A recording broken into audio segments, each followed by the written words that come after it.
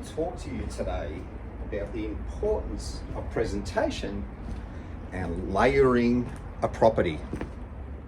Hi, my name's Peter Karaglanis from Presenting Homes Australia, and I just want to talk about the importance of layering a property with colours and effects.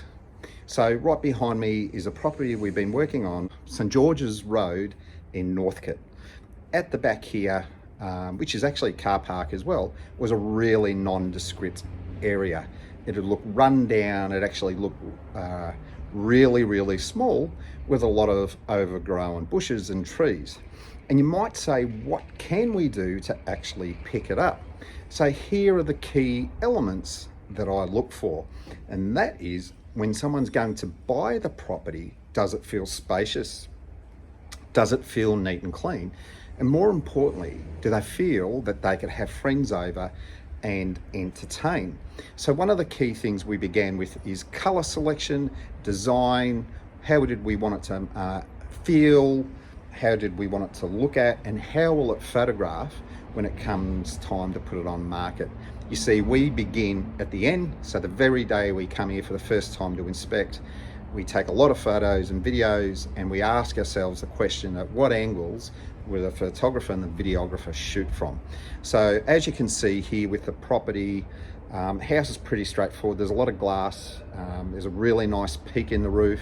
So we've got timber, we've got beautiful framed glass. So what we did is around the edges, we used monument and on the door. Now monument's a pretty in vogue colour, we've used it on the front, but what we want it to do was just set the outline of the property so it draws the eyes. And we did the same down here with the rear windows and doors.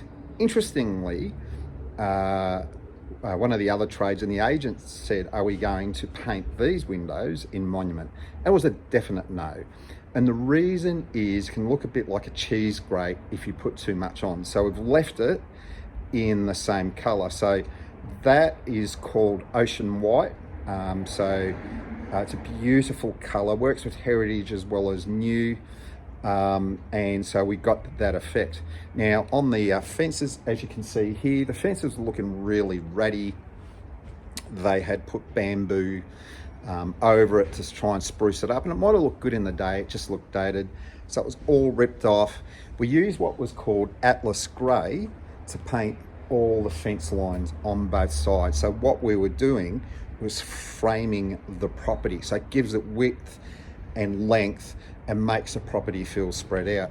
And on the deck here, we decided to use Atlas grey as well. So it's actually a distinct colour from monument. And on the concrete here, that used to be like a yellowy orange. We decided to treat that one with earth tone grey. That's what it's actually called. Now it's an oil-based paint. Don't get it mixed up with water-based because it'll peel off.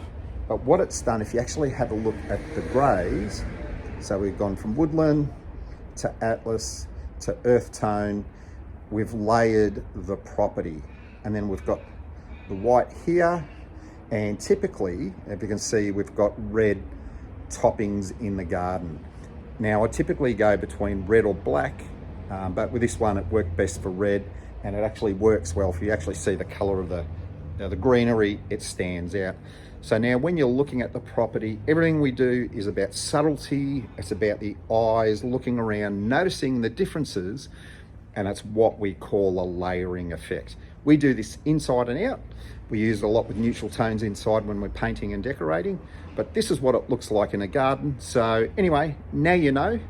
There's a lot of work that goes into this, but the key in the end is the simplicity of the look. It's not crowded, it's spacious, and you can just imagine having friends over in your beautiful new home, having a barbecue or a formal dinner, and enjoying the simplicity of your garden.